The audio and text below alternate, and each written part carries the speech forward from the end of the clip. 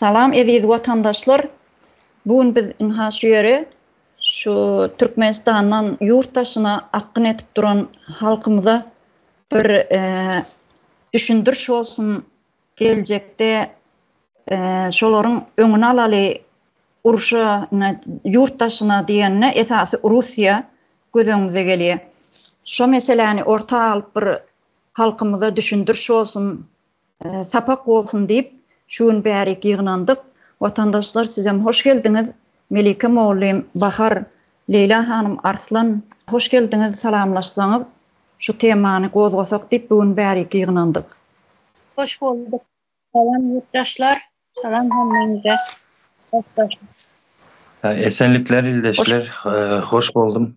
Sağ olun Ayşehan hanım çağıranınız için. Katı bir bizim ağır temalarımız, ağır durmuşumuzda olup geçen zatları aralıp maslahatlaşıp deyin benim. Temalara çağıranınıza sağ olun. Hoş geldiniz. Vatandaşlar onna käbirinin interneti biraz neme problemalıdır. Şoň üçin açıp bilenlerdir. Şoň üçin biz temamyza tez başlaýyn diýip düşündük. Şu ýerde Türkmenistan diýip bir yurt var. Onun başında bir jenayatkar bir topor var.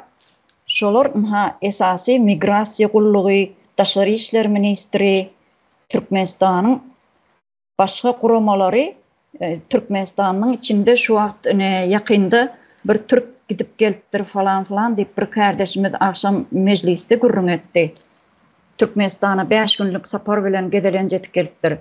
O Türk adam aýdypdyr. Türkmenistanyň içinde 2 milyon halk ýok diýip belläpdir da, şoň gözüne görünen zat esasy Türkmenistanda bizim halkymyzyň, milletimiziň içinde az bir mukdarda galmagy. Munyň hem sebäpleri Türkmenistanda iş ýok, çörek ýok, günlük iýjek iýmiti ýok. Halkyň şoň üçin yurtdaşyna gitmäge mejbur edilen. Şoň üçin hem şu yurtdaşlarymyzyň yurtdaşyna gitmediligi üçin esasen Russiýa gitmäge dolu ýol açyp beripdir ýurdun başyndaky oturan guramalar. Ýürite bir ofisler açylypdyr Türkmenistanyň içinde. Halkymyza reklama edip biz sizi ansat ýol bilen Russiýa uğratyp biles. 10 günüň içinde, 20 günüň içinde pasportuňyzy taýarlap, viza işlemleriňizi hemmesini ýola goýup berýär. Şoň ýalak bir ofislerim açylypdyr. Yurttaşlar biz bu zatlaryň öňüni almak üçin şuň bäri ýygynandyk. Näme üçin diýseň, Russiýa şu wagt Ukrainanyň üstüne bir kanun bir ýagdaýda rahat oturan bir Ukrainanyň üstüne 2 ýyl boldy. 2 ýyldan hatda aşyp geçdi. Fevral gelse 2 ýyl däl 3 ýylam doljak bolupdyr, ýalňyşmasam men. Oturan bir Ukrainanyň üstüne bir kanun ýagdaýda çöziş etdi. Şoň üçin hem kän kan döküşiklik edip öz Russiýanyň öz watandaşlarym, Rus watandaşlarym yurtdaşyna gaçyp başladylar mundan 2 ýyl öň. Ine şu Türkiýede de kän ruslar var. Köçe çyksaň ruslardan doly. Sebäbi näme üçin uruşa gitmejek bolup şu öz ýurduny terk etdiler şolar. Mejburi ýagdaýda. Biziň hem Türkmenistan diýen bir hökümet diýip aýtyp bilýän, hökümet diýmäge diliňem bar ana oňa. Hökümet däl olar, bir kanun bir ýurdun başyny eýläp oturan bir ogry halkyň baýlyklaryny Russiýa aktyryp oturan bir jenayatkar bir topor var. Şolaram näme üçin ýurtda adam galmasyn diýen niýet bilen Türkmen halkyny Russiýa aktyryp otur. Şu ýerde kän watandaşlarymyzyň öz ara gürrüňlerini, öz ara pikirlerini biz kän duýduk. Ýa-da ýurdun içinden gelen hakyky bir habarlaram kän duýduk biz. Näme üçin Türkmenistanda bir owalar tutuşlugyny boşap galypdyr. Hemmesi Russiýa ýa başga bir ýurtlara gidip işläp çağ açyklaryny eklejek, bir günlük iýmitini kazanjak, şoň üçin gidenler. Muňa da ýol açyp beren ýurdumyzyň başynda oturan şu jenayatkar topor. Esasy migrasiýon gulluk. migrasyon gulluk diýip hemme ýerde şonuň ofisleri var. Oňa ofisleriniň daşyna içinde millet şu yurt daşına gitmek üçin ýa-da pasport düzetdirmek üçin ýa viza işlemlerini ettirmek üçin şu taýda nowat bekläp giýje gündüz ýatyrmyşlar. Bu zat hakykat watandaşlar.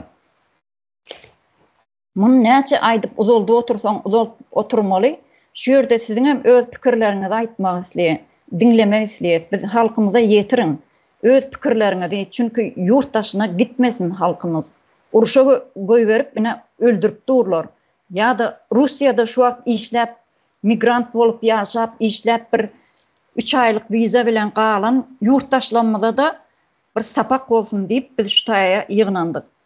Yurtdaşlar. Şoň üçin siziň hem pikirleriňizi almak isleýän şu ýerde.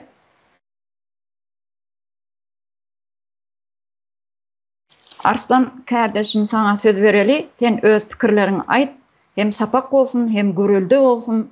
Biz bunu meclise alıp bunu bir resmi derece getirmesek, bu zatlaryň öňüni almak gatykyn. Aýlygynç bir hadise bolup geçip dur. Baş üstüne Arslan. Sağ olun Ajagan hanım. Hakikaten hem doğru aýdýaňyz. Şu serediň bir bizim halkymyzy meselemde sizi biz emeli yollar bilen açlık öğretiyes, işsizlik öğretiyes. İşinizi mene meselem Türkiye'de ya Rusya'da gidip şotaydan işlep kazanın değilse meselem etmezdi de ama halkımızı şeyle bir aldav yolları bilen, şeyle bir aldamak usulları bilen yankı bizim halkımızı bir düzaklar kurup özlerinin yankı, öz isleği boyunca yurdun daşına çıkmak niyeti bariyalı şekilde getirdiler. Halkımız oyuna getirildi.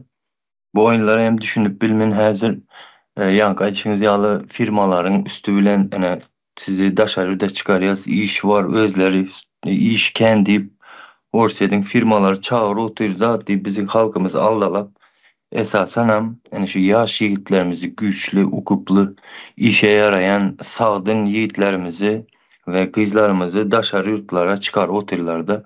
Bunun asıl maksatları ken gepleşiklerde aydıp geçtiler ön yaşlılarımız. Yurdu boşaltmak bir maksadı var. O maksadın aşağında da yankı gazımız var, baylığımız var. Garaz şu zatlarımızı elimizden almak için adam sanımızı azaltırmalı.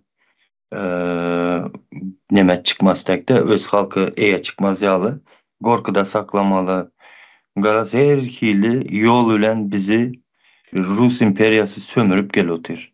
Bizim başımıza da yankı kukla koyuptırlar şu günekler şu ede oturan şunun işi ede oturan işi uzat deyip görkez oturlar. Şimdi biz hem şunu halkımıza yetir oturuz da illeşler buna seslenelim, sessiz kalmayalım. Bunun karşısına göreşelim deyip çağırıyaz. Elbette illeşlerimizin köpüsü düşünüp yankını anşırıp yetişip bilmeyenlere ben var, izle gel otanlar hem var, yetişenler hem var bunu düşünüp de. Şimdi şulan arasında da köpüsü sesini çıkarmıyor. Yaşları olsun, garısı olsun diyelim, bilimli bilimsiz olsun belli bir derecede hem kim düşündüler ama sessiz oturlar da. Şimdi şu ildeşlerimize de yüzlenesim geledi. Yaş yiğitler mesela kızlar sizden hayiş sessiz kalman. Ama nirede haysi yurtta olsanız hem sesinizi çıkarın. Sebep sizin doğanınızdır, eneniz atanızdır. Şu rejimin yani düzakları bilen daşarı yurtlara çıktılar da. Şu zatların önünü siz almasanız yankı yaşlar mesela studentler olsun. Şular hemmeniz seslenip yurdumuza ege çıkıp düzeltmesek sizin en başınıza edil bizinki yalı durmuş geledi. Sebep siz köpünüz pikir edendiriniz de ay menin onam bilen atam dua kıldı yankı men yaxşı niyetli men bana bele başıma gelmedi deyip pikir edeniz. Men size diri suutnama, diri şayet men hem anam bilen atam mesela yaxşı niyet bilen hem dua bilen hem yetiştirdiler. Yani bilişinizi alayım. öňem gepleşiklerde aýtdym 7 ýyldyr maşgalamdan aýry daşarda işlepýörün. Rejimin ýanky her kime bir aýlap ýolu bilen, wagty bilen düzülen bir protokol da bu. Gelýär başymyza şularyň düzüp goýan duzaklaryna hemmemiz düşýäs, içinden çykyban bilmeýäs. Şu rejimi yıkıp ayırmasak hemme yaşlarının başında şu zatlar bar ildeşler. Siz pikir edýäňiz de meselem men sesimi çıkarsam öýüme yankı polis işgeri, mıhımı işgerleri barad dep pikir edýäňiz de barsın şolar, şo namartlar barsın bizim öýümüze. Enemiz, atamız, yakınlarımız, hostarlarımız diýsin şolaryň yüzüne. Siz namartlaryň yüzüňizden bizim çağalarımız uzakta galotyr. Bizim çağalarımızın maşgallary bozulutyr diýip yüzüne bassın. Diýsin ki men çağamy ýa-ni dini düşünjelerden halal bakypdyryn. O namart nalaja deýin edip bakmandyryn. Men şoňa guwanýan, begenýän diýsin gaýtam. O şoň ýaly diýip jogap bersin şo namartlara. Olar az dönük köpsi, hakykatdanam. İçinde çünkü bilip durlar halkymyzyň şu ýagdaýa geljeğini ýa şolar göz yetirip dur. Ya şolar özleri eli bilen yani halkımızı basıp durlar da bilip edotylar köpsi. Olar hakiki manada dönüktür. Belli bir derecede bardır giç aňşyradanlary ya täzerek işe baranları. Olar bilmin oturandır, olar düşünmin oturandır arkasında näme bolup oturanny, kime hyzmat edip oturanny bilmin oturandyrlar. Şeýle de bir zat vardı ýene de ildeşler. Sesimi çıkarsam yankı polise işgeler zatlary barar öýüme zat gorkuzýarlar diýip de meselem. Belkim olar hem şeýle düşünip oturandyrlar da vah biz yalandan gorkuz oturýarys. Biz gorkumuza garamazdan çıkın diýen bir hili içlerinde niyetleri hem bardır ildeşler. Bu zatlar hem bolup biledi. Bardır hem oň ýaly. Sebep biz buyruk esasında gorkuz oturýarys. Alajymyz ýok. Halk çıksın biz issa neme yalandan gorkuz oturýarys diýen düşünjeleri de bardır olaryň. Ken uzak tutmayın, hazırlıkça şeyle cemleyin. Ajahan hanım mikrofonunu açıp bilen yok. Belki Bahar hanım siz el kaldırdınız mı men de önce siz alıp gideyin bolmasa. Hawa. Salam aleykum yurttaşlar, ildeşler. Men şu birinci aýtjak zadym, düşünmesinler Türkmenistanyň içinden dinleýänler. Bolaryň özleri gorkup yüzünü yapıp çıkıp otyr. Näme özünü görkezen aklar diýip. Biz yüzümüzün yapık bolmagy biz işte bolandan soň bir elimizde telefonumuz tutýarys, bir elimizden hem işimizi edýäs. Şeýdi hem halkyň sesi bolmagyna hereket edýäs de gaýrat edýäs biz. Şonuň üçin bizi gorkýar diýip oýlamaň, biz hiç zatdan hem gorkamyzak. Bizim diňe düşünjämiz watanymyzy gazanmak, çağalarymyzy goramak. Ine häzir her vilayetde Aşgabat, esasam Aşgabatda var şu firma. Moskva işe çağırtdyrlar. Her yere habar salýarlar. Her kime mara Aşgabatda ılgyýarlar. Ay men vizam düzetjek $200, onu ýeme eýle ýapjak $300. Öňünden $1000 golayan pulny alýarlar şolaryň. Ýanyňyzda da bolsun dollaryňyz diýip gepleýe. Näme maslahat berýärler. Şeýdip häzir näme ýykylan Käbä diýenleri giden Russiýa gitjek. Näme üçin Türkiýe geçirmeýärler? Ýoldan geçmek kyn. Indi Russiýany aňsat edipdirler. Russiýa gideniň aňsat ýöne Özbegistana geçmegiň gaty kyn. Goňşy döwlet şolar. Sen maşynda zatda gitmegem gerek, ýörekçikde çamaly. Daşuwda da goňşy. Ýöne hiçem Özbegistana da geçibilmeýän diňe Russiýa gitmeli. Russiýa gitmek aňsat. O ýerde görüp, bilip durup urşa uğradyp oturýarlar. Sen özüňe aýtma, urşa gitjeksin sen o ýere baryp diýip. O ýere barýan, ýakalanýan, tutulýan. Ondan soňra saňa bir öňde şert goýýar. Ýa-da şoň içinde şu ızgar betonyň üstünde ýatjaksyň. Deportem etmeýe izine. Ya bolmasa da urşa gitjeksin. Ölýän diýip düşünmeýärler. Çağalar o näme gitjek, urşa gitjek. Oňa pul ödürleýärler. Birem watandaşlyk berjek. Türkmenistandan çyksam bolýar, Türkmenistan gerek däl maňa diýip çykýarlar. Oňa watandaşlyk berin diýenden soň hasam göz açylýarlar, watandaşlyk berjek eken. Sen watandaşlygy näme berýärler? Sen mazarına berýär. Ölseň ölküdi bermeli. Orsun niresi ağırıyor? 150 yıl beri ors bizi ezik gelip otur. Halk sürüm sürünüyor. Kul etip saklap otur. Orsun vaktında hemme öylerde gaz diyen zat yoktu. 35 gaz balon ullanıyorduk. 35 manattan satın alıp. Hani biz gaz özümüzden çıkıyor. Ors o zatları elimizden alıp iyip yudu otur ya yalap yalma otur. Yani biz elimizdekini verip orsun elinin aşağına yaşadık. Orsun nirede bize dostluğu.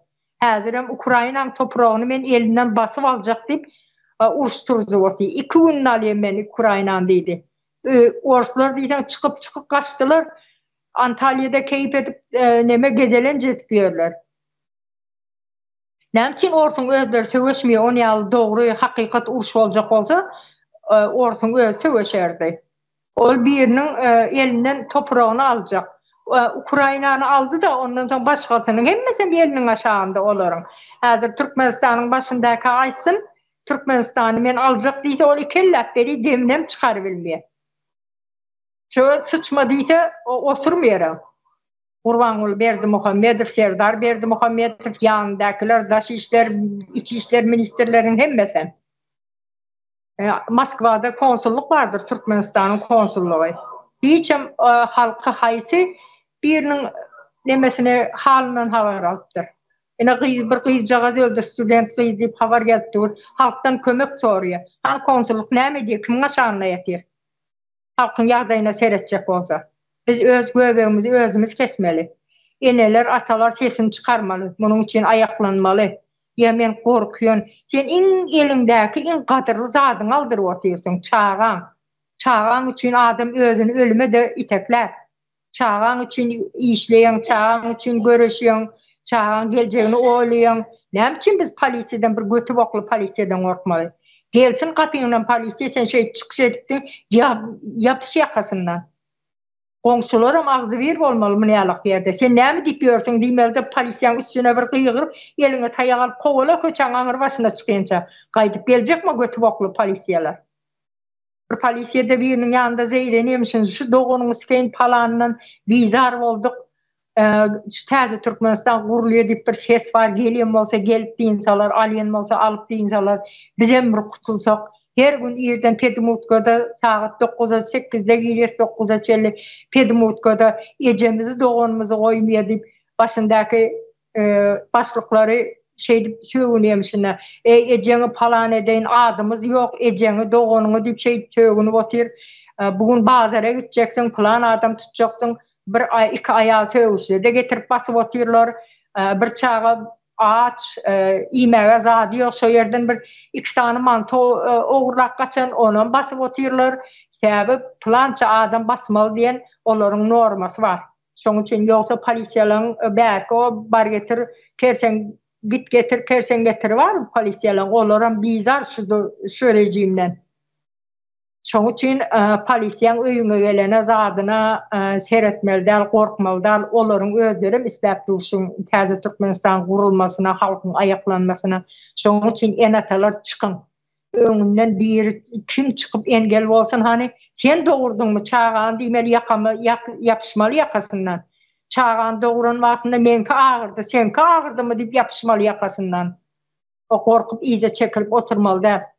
Bize de yüz yapık çıkıp otur diyen düşünce olmasın, biz içte olandan sonra şeydi otur. Yoksa hiç korkuyumuz yok. Gurbanguly Suwamyň Serdarı wamy, konsullukları bizim o kapymyzdaki duran paspasça da göremizak biz olary. Olar jenayetçi, topar halkyň düşmany. Düşmana da biz görüşmäge meýilli. Biz höwes bilen düşmana garşy görüşjek, watanymyzy da gazanjak. Şu wagtykça şular aýdaýyn. Orta, sağ ol Bahar hanım, pikirlerini aydanın için. Şu yerde Leyla hanıma söz verelim.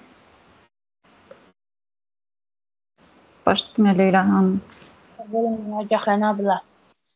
Menem fikirimi aytsam, ine bizeni yurtumuzda hazır bu halkımızı aç koyup durupdy. 30 yaşına ötüp gitti, 40 yaşına bargan bagalarımız var, lekin hali öýlenip bilmeýär ýürgen çagalarımız var.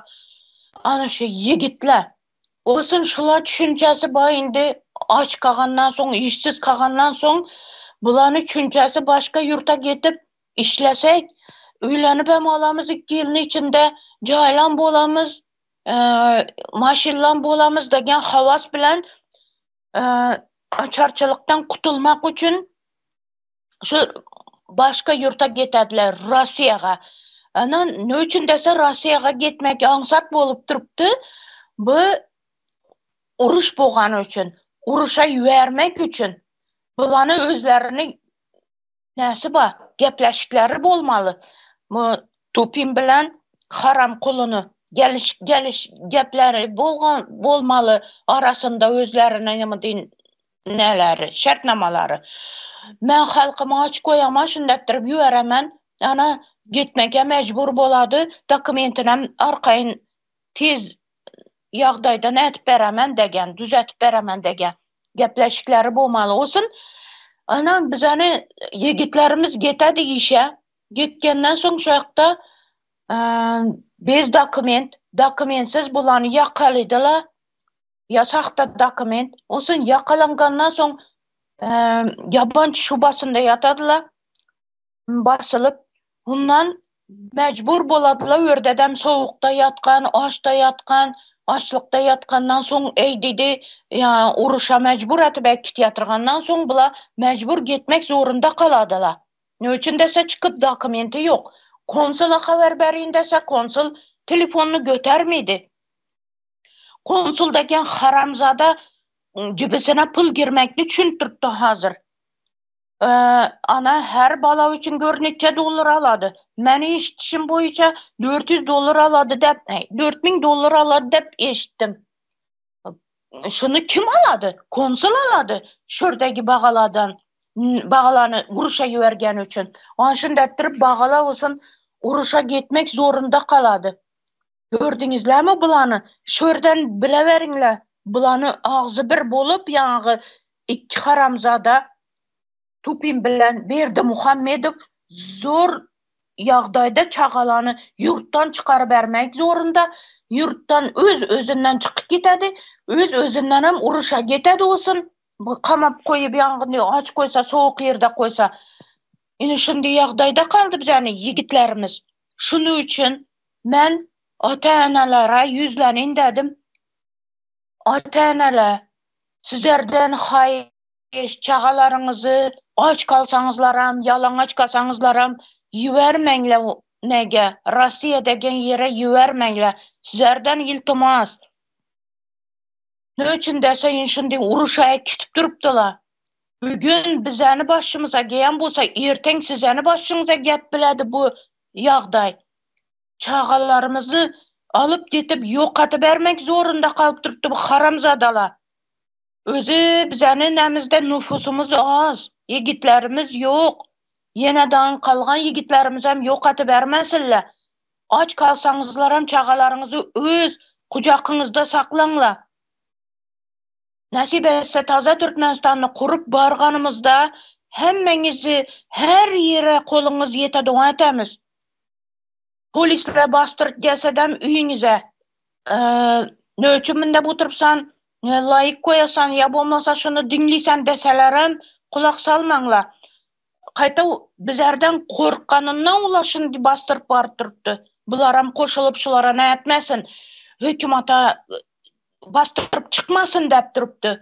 Şunu üçün size hükmani röwüşde eger de sizden üstüňize gelse bastırıp gelseler, özlerini urup maňlaýyny ýarıňlar. Haramzadalany özleri ýübersin çağalaryny.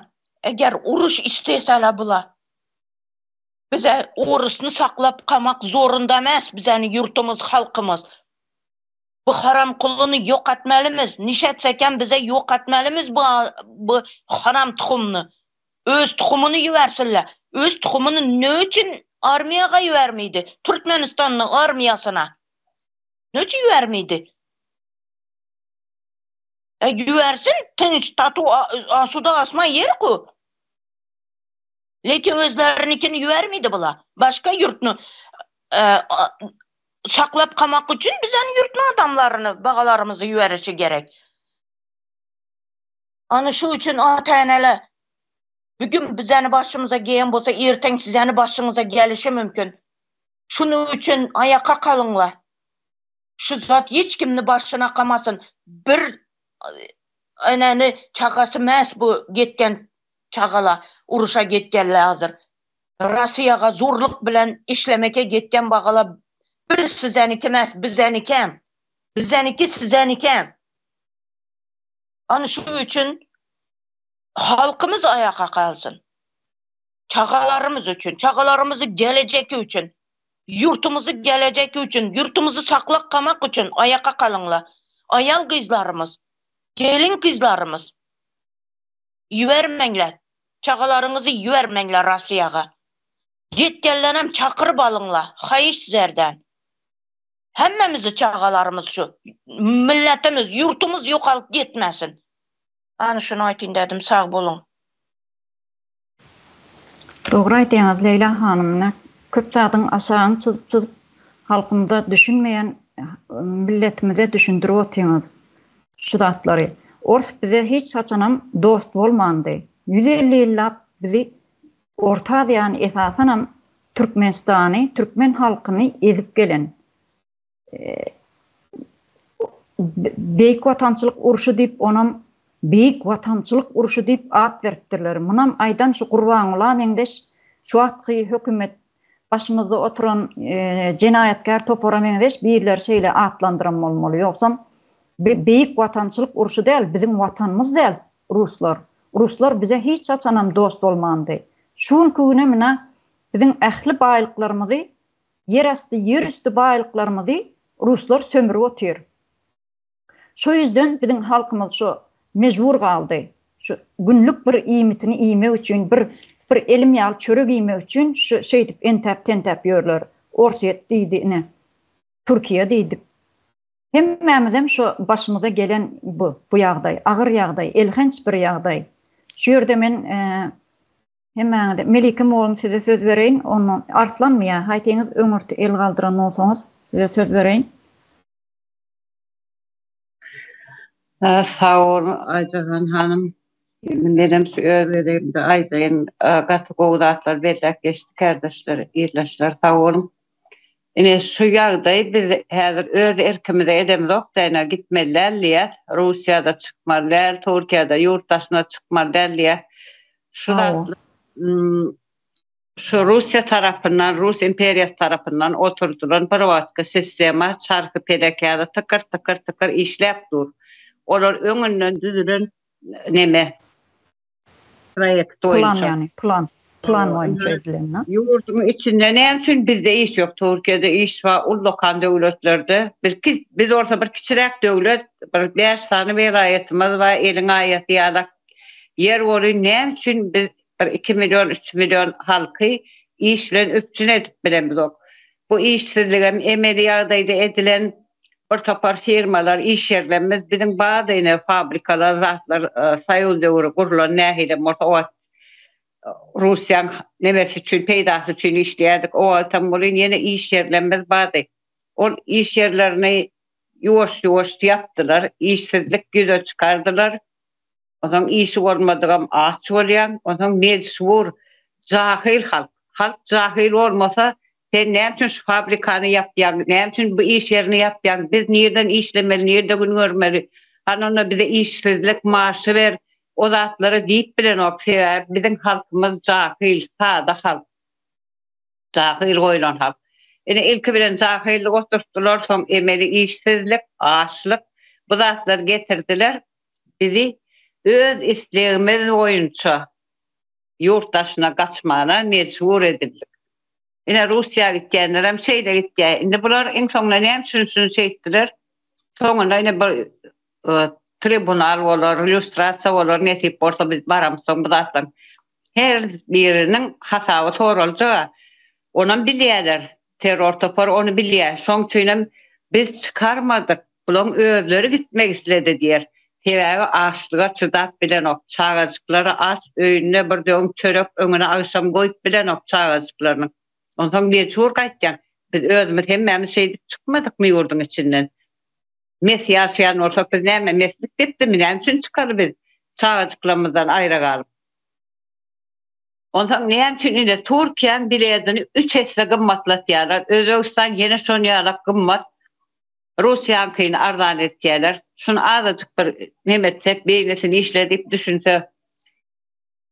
Rusya'da uruş öz eskerleri yeten ok köpsemine kaçıp bir Türkiye'de orson kendisi yok şu an. Her bir yerde orslar. Ukraynalar ama orustan kaçanı orayın. Köpse ors. Yani Antalyalarda, yine Bodrumlarda senem gavat geliyattı. İyileştiler. Çekip.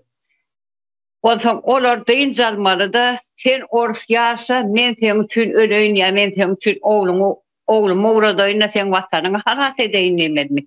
Yok, vatan halat etmegen der söz konusu berdi. Başka bir oturan halkın yerini toprağını almak. Basıvalcılık hayatiyeti eğer muayet gidip duran söz. Onun ne için bizim çağalanmak pida olmalı otayda. Ne şuna düşünüp bilen o cahil halk vakt 5 manat kazanmak için gitti diyorlar hazır. Üstlerini bir en atadan sorasam. Yani aslında o seni ağaç koyan devlet koşadırma içindeki terör toparı ne için seni işçinin üstün etmeye şu devlet olsa. Ne için seni ağaç koyan, ne için işsizlik maaşı diyen maaş olmalı. Ne için sonu vermeye eğer devlet olacak olsan bir topar borçları var halkın önüne. Şu borçlarının birini bir zayet mi? Yok. Ondan cahillikten üstüne de günde bolsa olmasa yaşlı namazyalı uğratyalar, polisiyanı, mahkamalar çağırıp kısıp dururlar. Halka baskı yapıyorlar, halkından gözü korkasan. Ay yurdumuz tarakat, asuda asmanımız var. Enenli şu an asmanınız çol önkülüğüne asuda durandır. Siz ağırlığa otursanızam, karagan ağlasanızam, asmandan kanak yani neler bizim gözümüzden akyandır, yüreğimizden akyandır, o kanır yaşlılar, halktan akyan. Asuda asmanın ne yemediğini düşünürsünüz. İnnem ortaya işlemeye gitti diyen oğlanlarımızı, yiğitlerimizi, kayızlarımızdan urşa koyuveri oturdu orlulen. Mecbur koyuyorlar sonra da. Ne için deport edip olmayamışsın? Katı edip oluyor deport. Rusya'da da kanun, konstitüsyon yok, işler yok. Deport edip bile yok, sen mecbursun urşa gitmeli. Ne orası bizim iki doğup bir kalanımız mı? Ne için biz olur çöse göçmeli? Ne için biz yurdumuzda işsizlik yok deyip öz yurdumuzda söğüşmeliler? Ne için ben aç, men çağalarım aç. Hani sen devlet olsan ne hizmet ettin bize deyip söğüşmeliler? Hemmemizin çağalarımız şu gittiyen oğlanır. Menki der vakitlan kıdır da ya bilemem kimin çağasıdığını demeliler. Türkmen milletinin çağaları solur. Birinin kakası, birinin erkek doğanı, birinin yan yoldaşı, birinin oğlu. Biz bir millet biz, hemmemiz, bir vatandaş. Son çüğünen birinin çağasına da, başına gelen belasına da, acısına da, kovununa da bile şerik olup çekişmelidir. Bu gidişte 2 milyon halkım kalmıyor. Urşan yaşa adam alanların bileniz o var. Yine Daşar Yurt Ministeri deyip biri var. Reşit Mered'im. Ne için yurttaşında yürünlerin neçe tane student var, neçe tane iş vizası bilen gitti, neçesi turistik vize bilen gitti, neçesi öldü, neçesi yaralsız, neçe tanesi sokaklarda, köçelerde kaldı, öysüz, öğdarsız, işsiz. Ne için şu zatların statistikasını veren o. Neçe tane adam Rusya'da, neçe tane Türkmen urşa uğrattın, ne için şu zatların statistikasını veren o. Sen haberlerde aytmalı, gazetlerde yazmalı, halka bilgi vermersen şu zatlar var arada. Yediğini edip görek bu halkın içinden bir bilgili çıkmaz, aydınlanan adam çıkmaz, bular benden hasap soramaz, bular mal deyip düşünyen mi? Asıl sen bilmediğini biliyaz biz 5 yılla. Bizi aydınlattılar, biliyaz. Aydınladan adamlara uğurlap alıp gittiniz berden. İnsan uğurlamak ne emediğini biliyor musun? Stasyatı var sodatların. Bize neme orkutmayı biliyor musun? Baskı yapan da çağlarımı da. 3 yıldan 5 yıla çeyini sırağı. Plançadan plança. Oturan yerinizde hakim kesildiniz başımıda. Sen özün näçe sırağı alacaksın bilýän keminen alıp gaçtıranyň üçin. Şo çağany gaçyryp äkidenin üçin, şo taýda gizläp saklanyň üçin. Şunça talap edilene de boynuň altyna ýygyna bermedin kemineni. Şulatlan günäsiniň nime jezasynyň nämedigini bilýärmi sen? Innem ýöne bir güne halky äkidip urşa. Özüň git urşa. Al ýerine goş haltajaňa da öýüňde erkek göbekli bolsa bolmasa yetmeýän olsa aýallar gamalla git. Näçe sen git de görerli görköz. Ne şu Russiýa men watanım di. Putin men arkadagym diýde git. Bizim olar hiç sadymyzam däl. Bizim düşmanymyz, biz düşmanymyz üçin hem ýekece jan aňyratly dursun. Bir damja garam dökmek islämizok. Halkyň çağalaryny getir. Getir ýygyna getir. Men öz milletimiň ýok bolup gitmegini islämok. Şoň üçin talap etýär senden. Getir. Şo taýdan ok degmän. Burnu ganaman getir. Bular hiç sade edip bilen oklar ýöne çykyş edip agdyna geleni aýdyp oturlar diýme.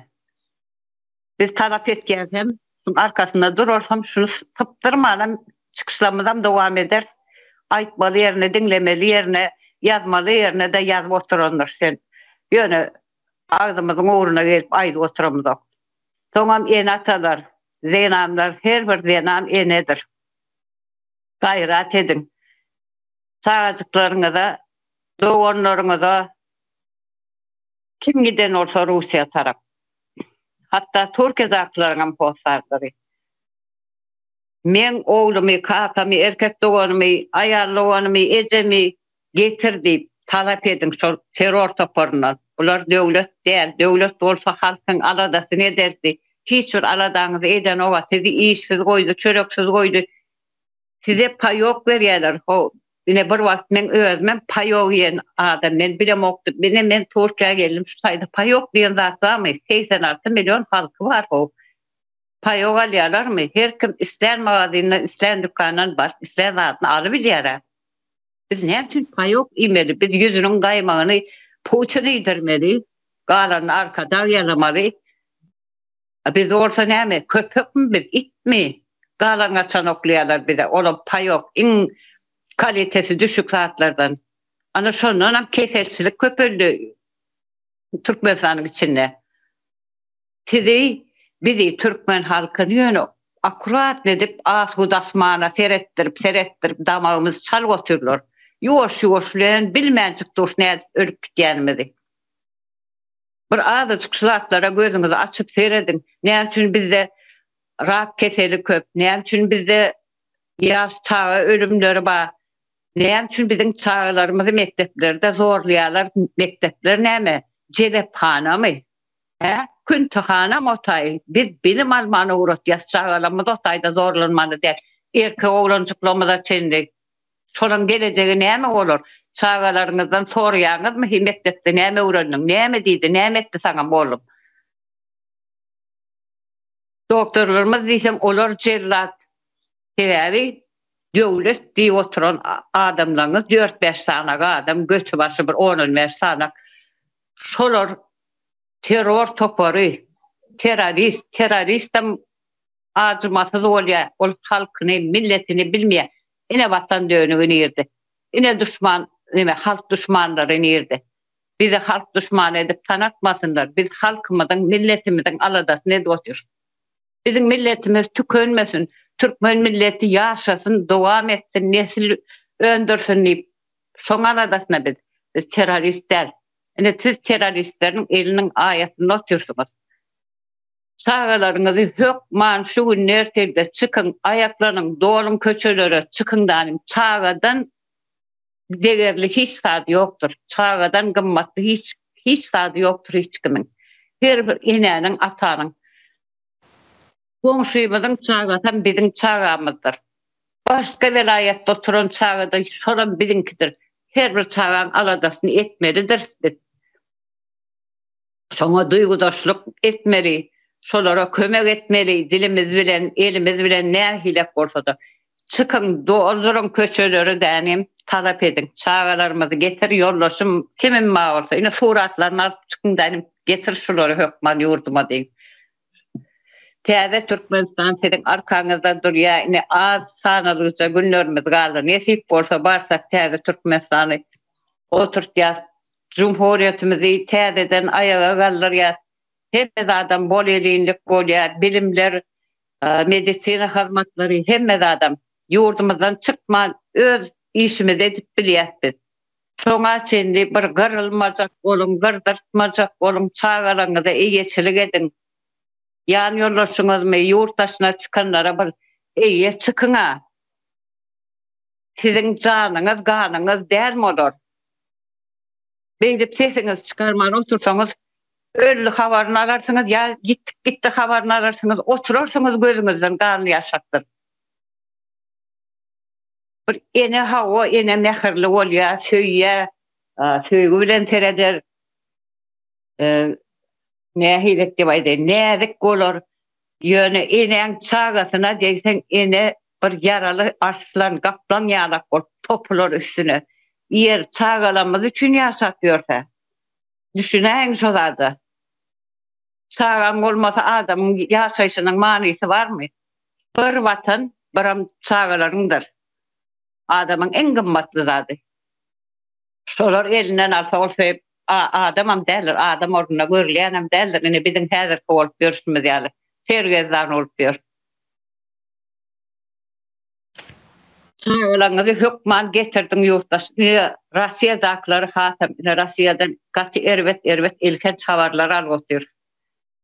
Şu ettiğine bir yekece olanın üstü bilenine düğün çıkış ettik. Sonra misal getirip çıkış ettik. Yöne telim olur yalık Türkmenler ursun içinde odun içinde gezip yörenlerden bilyen. İşliye deyip pulu uğradan olayanlarlar anardan yöne işleyen okulur. Odun ursun içinde iyiye çıkın adacık inelik duyguyunuz oyansın. Bir ors hazır ne isteyen orsa orsun isleyişini yaşa otur. Orsun yarıtlıya. Yurt elden gitti, çağacıklarına da bari iyiye çıkına. Bu orsular aydayın neydim iyileşler. Oğlum Melike Moğlim, kan gelen gurunlarınız üçün. Şu yerden aşı saparada aşağın çıt belletti, aşı Türkmenistan bir Xitayın bir küçücük bir köçesine mindi, şonu aldı, bir gödöňüne getirip şonu nemetti, bellep geçti da. Xitayın bir köçesi dälden şimdi o bir Türkiýanyň bir mahallesi diýe da bir owaja mahalle diýe bular. Şo owaja meňde galan ýaly bir gödöňe gelip duran bir millet var Türkmenistanyň içinde. Bu jagat galan milletem öz hakyny, hukugyny talap etmäni öwrenmeli. Mysal üçin gelen bolsa garşyňa bir polis, näme üçin sen gelmeli ol üstüňe seňe? Hakyny talap etmäni öwrenmeli türkmen halky. Şu yerde Arslan kardeşim sana söz vereli.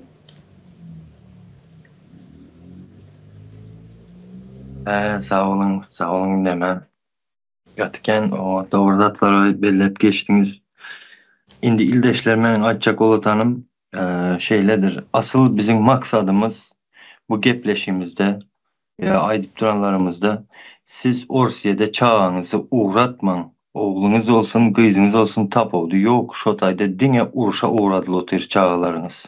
Hemmesini hem aydıp geç otursa aldav yolu bilen uğradılı otur sizin çağalarınız. Sizin oğlunuz eğer uruşa koyaracak değilse hiç kim koy vermeyerek onun için aldav yolları bilen uğradı oturlar. Bir, hazır ki yalakalar ya utkalar çıkıp yok öyle zat yok onun ya zat yalan değilseler inanman mene diri şayet Aycahan hanım. Kardeşimiz öz başından geçir oturan oğlu şotayda.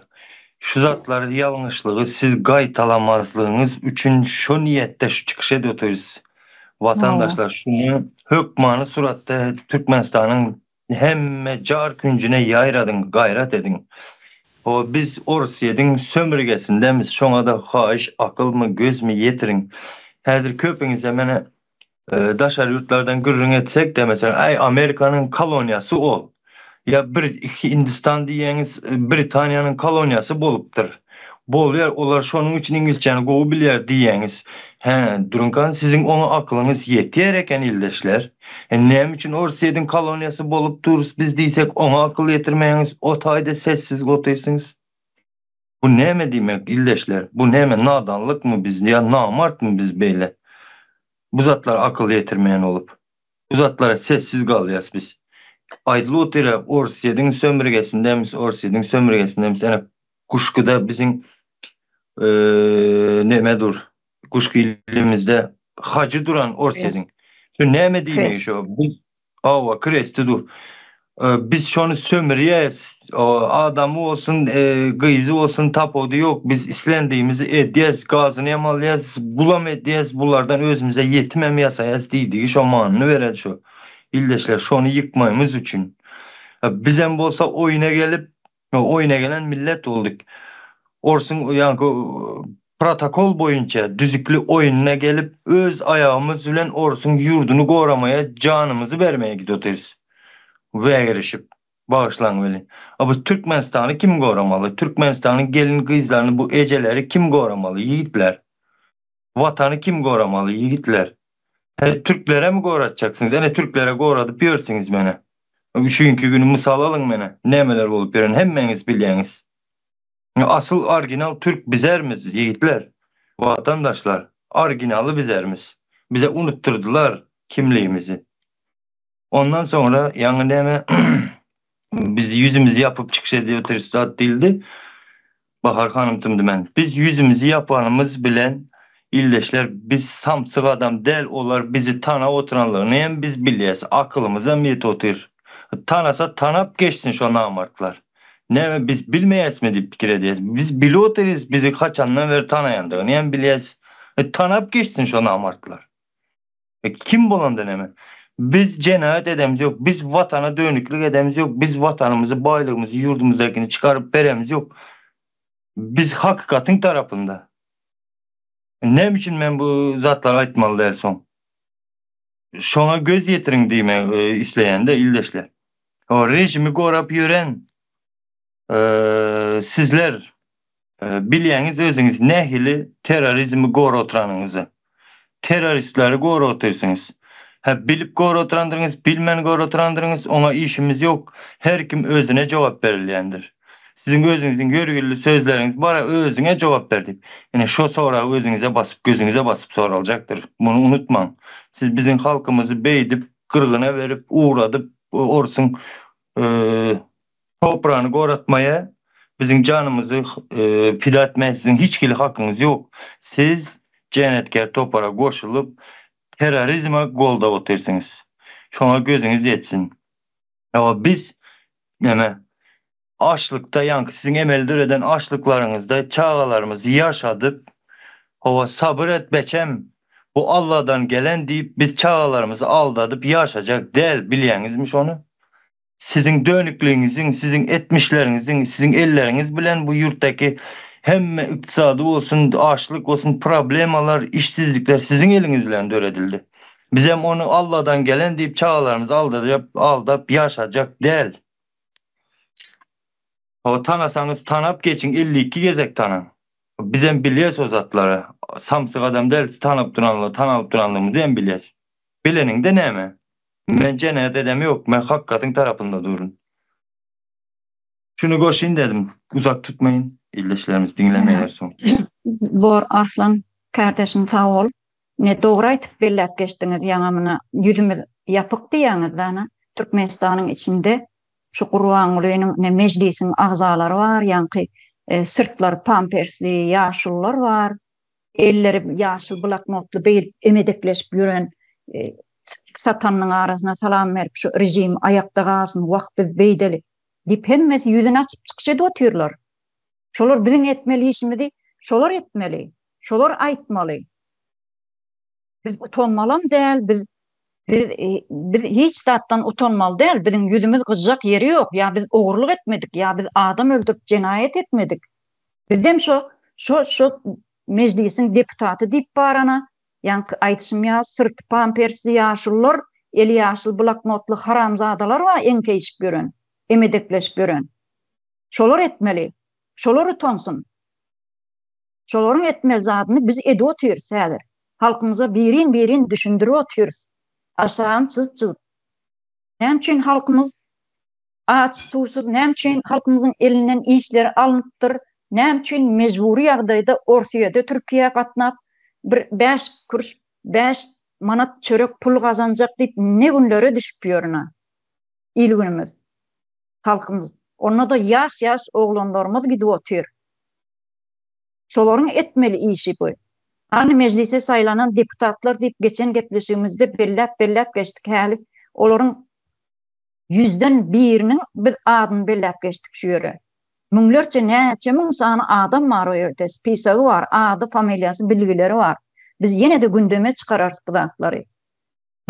Bugünkü bizim bir yere yığınanyp bizim edip oturan gurrumyz halkymyzyň bu kulağının deňesinden geçip gitmeli bir zat däl. Bu bize sapak bolsun diýip bir aýdyp oturýarys muny. Şu ýerde Orsiýada gitmesin halkymyz. Yanlış ýoldan ýüremesin diýip biz şu ýere çykyş edip oturýarys. Vatandaşlar şu wagtymyzdan ýakynlaşdy. Elinizi ýene galdyrypsyňyz, goşşak aýyrjagyňyz bar bolsa, şu ýerde goşup bilersiňiz. Başdyna. Biraz goşunca Aýjahan hanım seredin vatandaşlar biz vatanymyzy goramakda ýa-ni öz içimizdeki çıkan düşmanlardan öz vatanymyzy goramakda näme üçin gorkmalymışyk? Şo soraýan bermeýdiňiz ýigitler. Siz häzirki oturan bir hel sessizlik ýaşap ýören nemeňiz bar da bu funksiýaňyzdamy? Şo funksiýaňyzy öçürin. O bara telefonda meselem geceki rejim, gündüzki rejim diýip bir hel rejimi var. Şo geceki rejimiňizi öçürin diýipler. Indi bir gündüzki rejime geçelim. Beýle sustu peslik bolup ýöremekden, ýa-ni kiçkine göwüllü bolup ýöremekden, ýaşamakdan muny ýadamadыңyzmy? Ha, ýigitler. O soňam häzirki uğradylyp durup bizim ildeşlerimiz Orsiýada ölüme uğradylyp dur. Gerçekten hem bu hakyky. Biz meselem de aýdýaňyz da bular jenäýet edip oturýar diýes, bular jogap berýär diýes. Seredin şeýle zat var. Bu jenäýet edenleri 50 gezek direltirip türmeye basyp basanyň bilen näme peýdasy bar?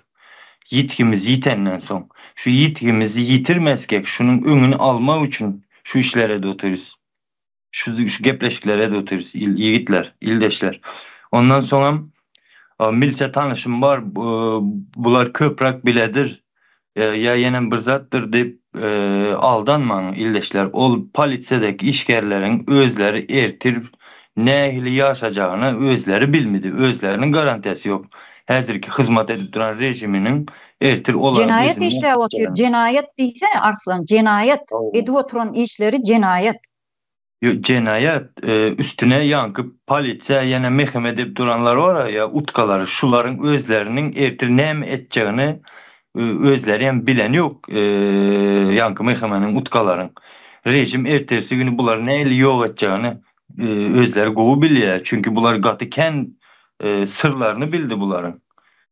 Olaram köp bilýärmiş diýip inanyp ýöremeň polisiýa işgerlere diýjek bolýanda ildeşlerimizi. O gün tutmayın şunu aydın dedim sağ olun. Sağ olun. Tarhanım goşşogyň aýyrjagyň barmy? Elin galdyryldy. Goşşogum bar. Şu Sowet döwri gowdy, öňkü Soýuz döwri diýerler-de. Nirde o neme gowy bolany? Biz çağa wagtymyzda soň garaşsyzlyga ýakynlan wagtynda 80-nji ýyllar, 85-87-nji ýyllar öýümizde bizim şifrimiz ýokdy. Üstünden bir ýagyşdamy öýüň içinden 2 bolup damýady. An Russiýa gowy bolsa bizim baýlygymyz sömürip otur. Näme üçin bizim şifrlarymız ýok? Näme üçin biz işleýärdi şu öýümizin üstüne şifr etmäge pulumuz ýok? O zaman baňya gidilýärdi. O şu baňya bolýardy, oňa da hepde bir gün gidilýärdi. O hemme näçe sana aýalgyz bolup bir baňya girmeli. Näme üçin her öýde bir baňya ýokdy? Häzirim könülgünçde korpus jaýlar bardyr. Şoňa aýlanyp görsünler ne deputatlar. Hal ýagdaýyna seresiller de halkyň. Şoň içinde tualet baňya diýip bir oda goýulypdyr. Ýöne tualetinde su ýok. o tuvaletten gider ýaly kanalizasiýa ýok. Hani orsun gowdugy, häzirem orsu iyi otyr, ýene de biziň çağlarymyz näme üçin ors üçin ors biriniň topragyny elinden aljak, men basmaçylyk etjek, basyp aljak diýe bize oňa kömek etmeli. O näme benziýär? Ýanynda birini urup dur, bizem goşulyp urup ol adam öldürmeli. Ana şoňalyk bolýar. Ukrainany ýok etjek, bizem oňa kömek etmeli. Ýok öýle bir zat. Bizim Rusya bilen işimiz olmaz. Rusya bütün önkü Soyuz döwrüniň düşmanydyr, eli ganly ganhorudur, jelladydyr. Jelladymyza aşyk bolmaly däl. Biz garaşsyzlygy kağıt ýüzüne aldyk. Biziň hälem orsu iyi otyr, sömürip otyr. İsläni urşa alyp otyr. Men urşa uğrady diýip aýtmaýa, işe diýip uğrady diýär. Olam onuň bir şahamçasy Gurbanguly Berdimuhammedowlerem belki serdaryň var. Garson ýaly bolup durýar, daşary urda çykanda gepini bilen ağzyndan açyp ýatyr. O prezident bolup, hani halka näme üçin iýe çykmaýar? O eli bilen uğradyp otyr. Näme üçin göz ýemýär? Bu şirketler näme üçin Russiýa adam ýygnap otyr? Bir göz aýdanmaňa näme bolýar diýmeýär? Näme üçin öz ýerinden şu Russiýada bar işler, bar diýip çağırýan işler, näme üçin Türkmenistanyň içinde ýok? Näme üçin tekstilni ýok, hiç bir fabrik ýok, ýok da ýok. Hemme zadyň soňuna soňa ekdi. Näme üçin halkyna iş tap berbilmeýär? Uğradyp otyr. Çağlarymyza iýe çykmaly. Biz näme Gurbanguly üçin, ýa Serdar üçin, ýa o orslar üçin biz çağa dogurmadyk, çağa ulatmadyk. Biz öz çağlarymyza özümiz iýe çykmaly, ýerimize, ýurdumyza, watanymyza iýe çykmaly. Öňce watan, soňra çağlarymyz. Bizim edilimiz şolar. Watanyň bolmasa sen hiç kimsin. Çağan olmasa da sen näme üçin ýaşaýan? Çağan üçin ýaşaýan. Hiç kimsin sen. Şo üçin hemme zadymyza iýe çykmaly. Sağ olun diýjeklerim şundan barat. Sağ olun. Bahar Aýjahan hanım. Artan aýdyr. Şu Bahar hanım gaty gowza da aýdyp geçdi de SSR döwrü gowutdy diýenler. SSR döwrü gowut diyen adamlar näme üçin siz bugün gidip ýa-ni Moskwiçini mineniňiz ýok ýa-da o 99 Ladasy bardy olaryň bu Lastiçka bu maşyn diýerdiňiz bir wagtlar. Ýadyňyza düşenmi? O 90-njy ýyllaryň başynda Lastiçka bolsa näme üçin bugün ýa-ni Lastiçka mineniňiz ýok? Orsuň maşyny gowy bolsa, Orus döwrü gowy bolsa meniňe ýa-ni Lastiçkasyny. Bugün suda galan Opel'i minmeyi yeni amatlı görüyorsunuz yani Lastiçkanızdan. O yiğitler siz yani Lexus yani Mercedes paketi bilen minmeli yiğitler siz. Şondan havarınız bolsun. Bay yurdumuzda ege çıksanız goğudurmuş yaşamalı adamlar. Gidip Orus'un $300 için ya Türkiye'nin $300 için musur yiğnemalı musur arkanızda taşamalı yiğitler değil siz. Oldu ki hem uzaltmayın şunu aydınlık koşun dedim. Sağ ol Arslan kardeşim. Şu yerde Türkmenistan garaşsız hem bir taraf deyip ağızlarını doldurup ağızlarını köpürçükledip yalandan dünya görköyecek oldular da bu yalanan biz üstün açıp berip otyryş şuun kugün. Türkmen halkına şu datların yalandığını biz bärden gürrün edip berip otyryş. Aşağın çyzyp bir Türkmen halkı gowy taada dilde düşünsün deyip aýtyp berip otyryş. Şoň üçin hem Türkmen vatandaşlarımız ene atalarımız yurttaşında ya da Rusya'da çağası ya da garyndaşy, ýakyny bar bolan yurttaşlarymyza bir sapak bolsun. Şu zatlar garaşsyz hem bir taraf bolýan bolsa, biz hakyky bir Türkmenistan bolýan bolsak, onda bizim şu yurttaşlarymız gitmesin. Bir güne oturan Ukraina üstüne gitmesinler, uruşa gitmesinler. Deyip biz şu taýda gürläp otyrsana. Şuna ağzajygam bolsa düşündirip bilen bolsak biz halkymyza şu zatlary gaty uly iş eden ýaly özüň şon ýaly neme otyrsda pikirde otyrs biz. Şoň üçin vatandaşlar biz bu biziň etmeli işimizi şu etmän oturan Türkmenistanyň içinde ýaňy diýdimi şu sırtlar pampersli eller ýaşyl bloknotly hemmesine sapak bolsun. Şoň üçin bu giripleşigimiz entek dowam eder. vatandaşlar şu yere gelip beren kızıklı gurrunlarını üçün şu yurttaşlarımı da sapak olsun deyip gelip beren gurrunlarını üçün köp sağ olun. Gymmatly wagtyňyzy aýryp geldiňizine gepleşikler entek dowam eder. Her gepleşik bilen biziň halkymyz zatlara oýanmaz, özüne kabul edip aljak bir halkymyz ýok. Çünki bulary gözlerini kapatypdyrlar. Yani biziň ýurdumyz garaşsyz, bitarap dip aç hem bir yeter yetmez halkymyzy o çäreden bu çäre kowlap şeýdip aňyny alypdyrlar watandaşlar. Gynansagan. Gynançly ýagdaýam bolsa biz aýtyp geçmeli. Melike Moğolun size aydın pikirlerini de. Ine Ştaýda enatalar, hosarlary, Russiýa gidenleriň, Türkiýede bolsa da ýa-da entek çağalaryňyz hiç ýeri ýurtdaşyna çykmadygan bolsa, şunu biliň, eger häzir sesiňiz çykmasa, şuwa garşy çykyp talap etmeseňiz her kim üçin men çağalama entek kiçijik goňşuň ogly gidipdir, özi başyna çararda diýmän. Hemme şuwa sessiz galsaňyz ertir siziň çağalaryňyzdan eskerlige kitýär türkmençeňde gulluk diýilýär. Biz gullamydamada eneden dogma gullar biz. Gulluga giden eskerleriňizden şo taýdan sonra mani demän alyp gitjekleri ine aýnyda görülen görülüp dur. Ses çıkarmasan, garşı çıkmasan damaňy çaljak kendir. Sesiňizi çıkarın, köşelere doldurun, çıkın. Hosarlaryňyzyň suratlaryny alyň, eliňize ýazyň ýa-da diliňiz bilen aýdyň. Getirin biziň hosarly türkmenden ýurtdaşyna baý bolan hemmesini Türkmenistana getirmeňi tarap etýär çykyn. Ýa eskerdäki çağalarym hökman suratlar kiçi gaty görülüp dur. Ştaýda häzir Russiýada urşuň üçin näkeler sesiniz çıkarmasaňyz ertir hökman alyp gitýär olaram. Onsoň gyrylýar millet, gyrylýar. Onsoň o iki buýduňyzy şappatlap, gyýryp, ağlap oturanyňyzyň peýdasy ýok. Ya ay Allah'dan nadip Allah rahmet eylesin. Hem hiç zat ya şehit olupdur diýen pikir edäýmen. Şo taýda ölse şehit bolmaýar. O öz topraklar üçin urşup ölen şehit bolýanlar. Şonu unutmaň. Onsoň ýene bir zat ýatladyň. Bir tarap garaşsyz biz ýetse, biz garaşly. Orkiýede garaşly. Puçynyň da garaşly diýiň. Puçynjylar. Biziň baýlygymyz yer asty, yer üstü baýlyklarymyza, neft gazymyza mutça iyi götürler. Biziň ganymyzdan sömür götürler, ganymyzy içmäne başladylar indi. Şoň üçin hem sessiz galmaň bir tarapam diýer. Reşit Meredov, sana ýene bir ýerde güldürýän. Getir türkmen halkymy, şo taýdan men türkmen milletimi ýygyna ortaýetden özüň gitde gulluk edip bilersiň. Haýsy söwüşine gidesiň gelse git ýoluň açyk akbata ana menden sana ýöne men türkmen milletimiň Russiýada ýa Ukrainada ölmegini islämok. İzine getir şonu. Menen bir ene ata ene hökümünde sesimi duýurýan şu taýda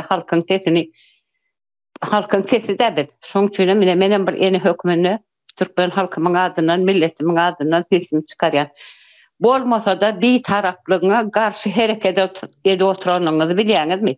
Bir tarap döwlet ýekeci ok dären mermele, ýekeci ok. İki ok geten ok diýse de siz bermediler şonu. Siz adam mer otursunuz urşa. Sizin etken galatlygyňyz gatken ýönemi şu temada şu jaga söz aýdaýyn. Melike Moğolun sağ olun. Doğru bellek geçtiňiz da, gizlin bir ýagdaýda Türkmenistanyň içinde bendin gıtçylygyny döretdilerine. Näme üçin?